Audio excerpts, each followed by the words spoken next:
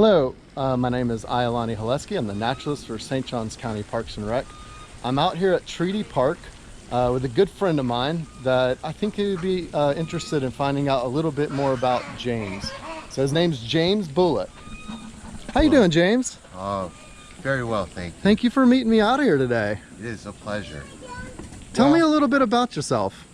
Well, let me say that I feel fortunate to have, as someone who's always been interested in history, that I could find a place where there was so much history and a place that really talked about who we were as Americans. There's history that goes back to ancient native civilizations here and the grandeur that they lived in, and then the newcomers being successful.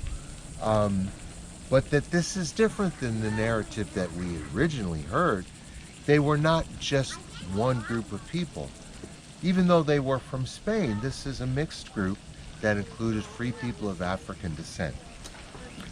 Ladinos, weren't they called? Landinos. Yes, sir. And that alerted me to the fact that there were free people of African descent living in Spain for a number of hundreds of years, perhaps, and that ultimately history is very much attached to place. Yes, sir. So I found myself as just an interested citizen who loved history, having an outlet in that I could teach and do tours.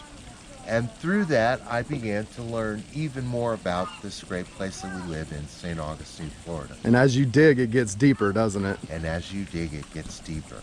So, for example, this is one of the first places that I came with my family. It's a place called Treaty Park. And in any city in America, they would say this is a beautiful park.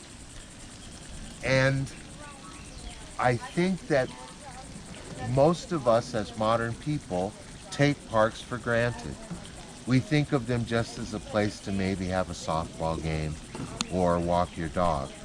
But actually they're community spaces where people have a chance to engage with nature and in an occasional setting actually connect to something historical that happened. And such is the case with Treaty Park. How so? Well, not a lot of people know this, but in 1825, this was the setting of the largest gathering of native peoples east of the Mississippi.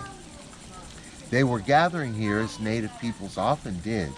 You came to St. Augustine because whenever the political world shifted, the power play between England, France, and Spain changed, native peoples came to St. Augustine to find if there was a change in policy. And indeed, there was a major change in policy that began in 1821. Now, if you meet someone from Texas, they can tell you a great deal about Texas state history. But oddly enough, most Floridians do not know a great deal about their own history. That's right.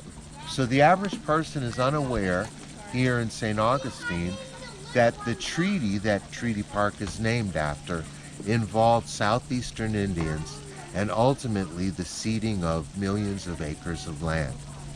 This touched home for me because these are Seminoles.